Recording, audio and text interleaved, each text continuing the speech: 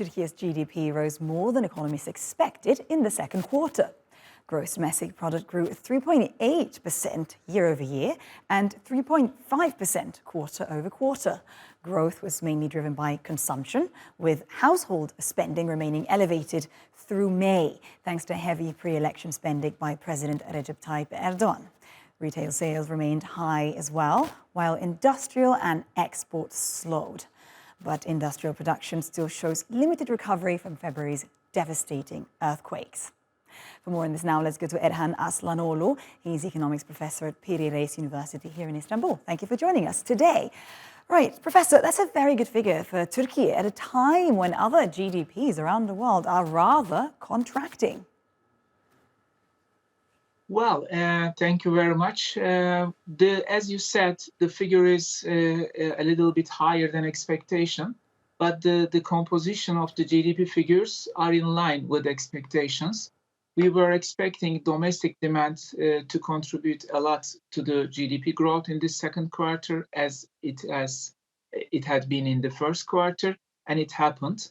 Also, the government expenditures, which is mostly due to earthquake and also the elections, has contributed to the growth figures of Turkey in the second quarter. So the composition was in expected line, but the exports and the contribution of the foreign demand has been declining. And I think in the near future, in the coming months, the policy framework will change this direction and to boost Turkey's exports and to slow down the Turkish domestic demand. Right. Activity, though, is set to remain subdued for the rest of the year, but the same can't be said for inflation. What's your projection given the new path of monetary policy? Yeah, that's when we look at the policy framework since the last June, we have been watching that the policy is mainly oriented to slow down the domestic demand. And we will see its outcomes in the next few months because there are signs in the leading early economic indicators the economy is slowing down. The exports has started to recover, but it's not so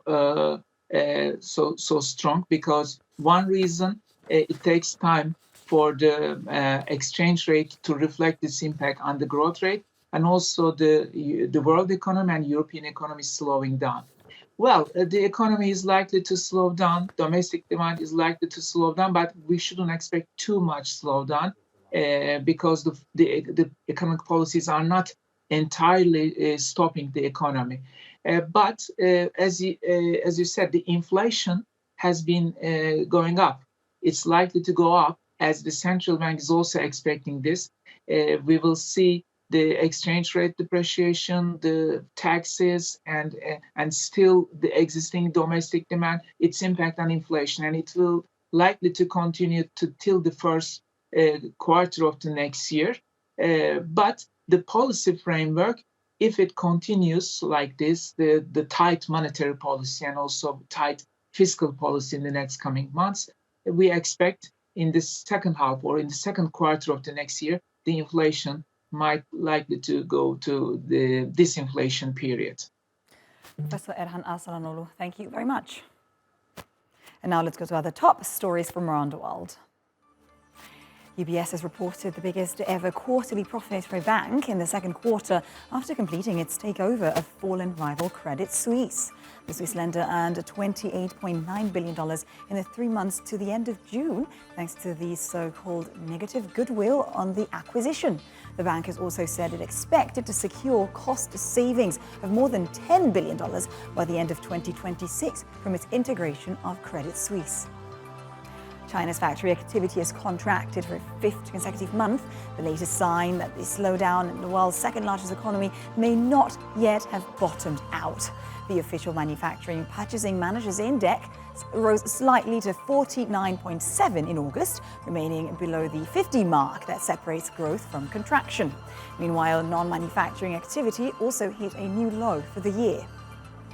And Japan's famous department store Seibu has closed its doors in the sector's first strike in 6 decades.